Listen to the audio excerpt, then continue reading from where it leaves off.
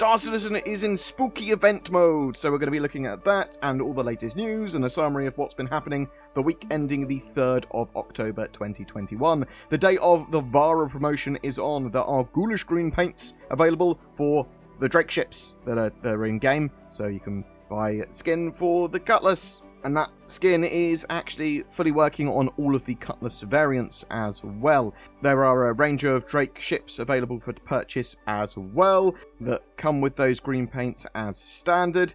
And we also have it confirmed that those paints will be available in Alpha 3.15 if you purchase them. Cloud Imperium have also said that this Halloween event is also the last chance to pledge for a Drake Caterpillar before its price will increase with this year's Intergalactic Aerospace Expo at the end of November. Cloud Imperium went on to say, as you are aware, we continuously re-examine our ship lineup with the variety that we have available and the value of our existing offerings. With the utility and especially cargo capacity of the Drake Caterpillar, its value has come to exceed its pledge price. For this reason, we will be adjusting the pledge cost of the ship later this year. Again, the price adjustment to the Drake Caterpillar will not come into effect until the Intergalactic Aerospace Expo 2951, but we wanted to give you an early heads up. I'm not a massive fan of them increasing ship prices after they've already been in game for a while, and them saying, it's actually it's worth a lot more now, so we should raise it. It's a little bit different from concept sales, is all I'm saying, because yes, the ship does change. You purchase early to get it at the lowest possible price, and as it gets more ready to be in game, or there's lots of changes to it, bam, they raise its price. Yeah, and maybe it's because the Caterpillar is going to be getting some modularity, so other bits and bobs soon as well. That's a possibility. And maybe it's reasonable for them to adjust prices slightly. I mean, maybe it's only going to be like $5-10. But yeah, a ship that's been in game for a while, not a massive fan of them raising the price. But I suppose it's extra value for people that already have got it. There is a Hill Horror Helmet reward to get in-game throughout October as well. Just visit the Jumptown location, which is hidden on yellow, and you'll get the helmet, which is distributed every Monday, Wednesday, and Friday throughout the month. There is no in-game indication of when you've achieved the helmet, though. You will just get it on the next allocation day after you've been there.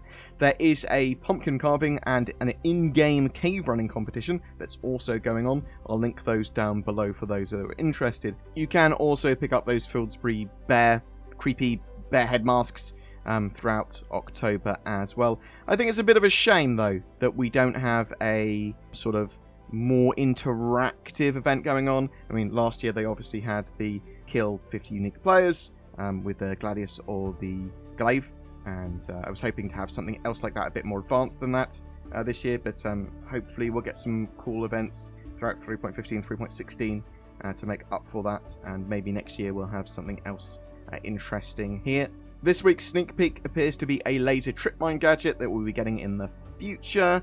Inside Star Citizen this week looked at Alpha 3.15, which is currently in Evocati phase and should be going to Wave 1 PTU in the next couple of weeks, in my opinion. Unfortunately, the Redeemer and Ares have been delayed from the initial release, but they will be in the 3.15 cycle in a 3.15.x patch. They should be coming with the Intergalactic Aerospace Expo, it seems, though. We did get to see more on bombs and the A2. Bombs are only going to be available for the A2 initially in 3.15 with the Moab, the mother of all bombs, and they are going to have a giant explosion. They're only going to be able to be used on ground targets, and there's a whole bomb operator mode now in the game. Really looking forward to seeing these, as there are new ground defenses and ground-based missions that make use of underground facilities more, so hopefully this will have a lot of function and use rather than just being something that's a bit detached from a gameplay experience. There was a Star Citizen Live as well on props. They made a traffic cone while chatting about how props and tools work and how they use them. Have a watch of that if you are interested. It wasn't a huge amount of tangible information, though. For those of you that are interested in Concierge, though, there has been a statement on perks and the whole Concierge program. So there seems to have been some moving around, and one of the staff members have left. So Cloud Imperium said, and let me read it to you. This is Dethixon, your Concierge support manager. I apologise for anyone offended by my pronunciation of that. I wanted to stop in and provide some updates regarding the Concierge program, committed improvements, and the future of the program going forward. For those of you that don't know, Concierge are backers of Star Citizen that have spent at least $1,000 or more on their account. First, and as many of you have already come to discover, Soxy Fox is no longer with Cloud Imperium Games. She left for another fantastic opportunity elsewhere, and while we'll miss her, we're super excited for her future endeavours. It's important to note that while Soxy may not be here, the goals and commitments set out remain unchanged. Many of the current and upcoming improvements to the Chairman's Club, including more staff to answer CS tickets, extended promotion periods for Concierge members, etc., were established collaboratively with Soxy, myself and the community team, and others, all of whom want the best for the programme.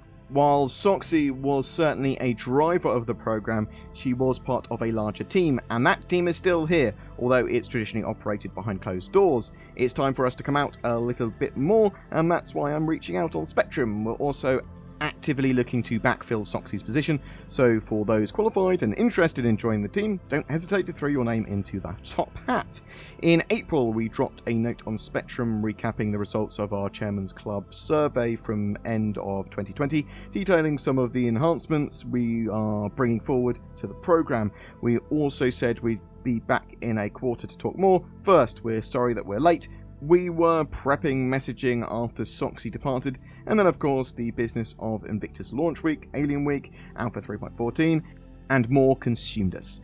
Secondly, we do have more news to report on the ongoing Chairman's Club programme. So far, we've seen many of you taking advantage of the extended pledge periods for Concierge members, with the Hercules, Raylan, and Taurus promotions. We hope you'll start noticing better response times as we've increased our Concierge support staff. We will continue to implement further enhancements to the Concierge program, leveraging this survey data as well as other ideas that were already being considered. 2 of these we will be looking to implement before the end of the year.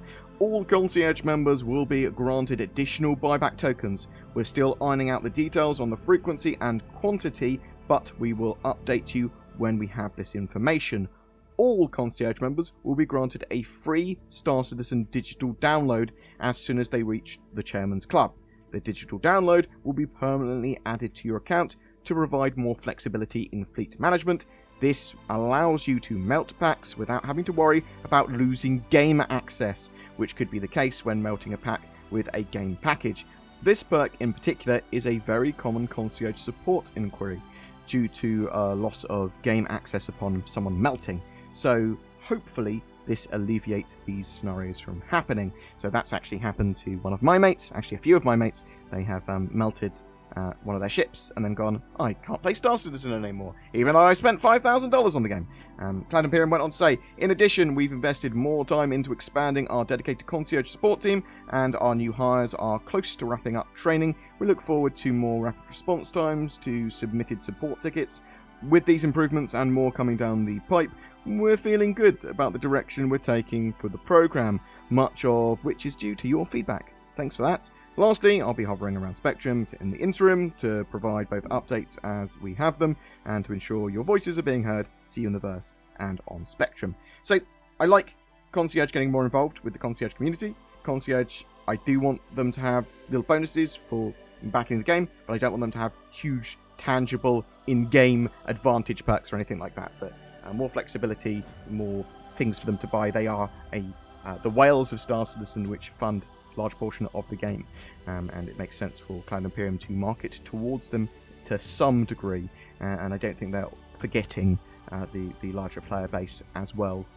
With Concierge, I do think it is like an additional thing, and more support people for Concierge support does mean that other people's tickets will be answered faster as well, I would assume, because there's less people needing to be allocated to Concierge, ? But boom! That's it for the Star Citizen news today. Me and Zin are on partial holiday over the next week leading up to CitizenCon, but we have some pre-shot videos. We will be covering CitizenCon with some form of live rebroadcast and chat on Saturday the 9th of October, and I hope you'll join us for that. I'll put details up of that later. We'll work out exactly what we're doing. Maybe just join us on the day around 3 PM UTC. Be around then, maybe just before then. I don't know. See what happens.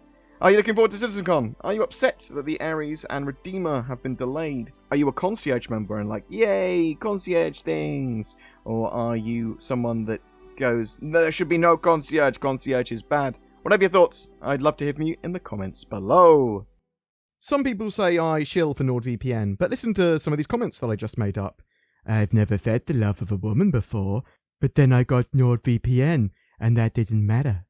Doctor said I'd never walk again, but then I got NordVPN. Now I've been running marathons. Also, I got robot legs around the same time. They might have helped somewhat too.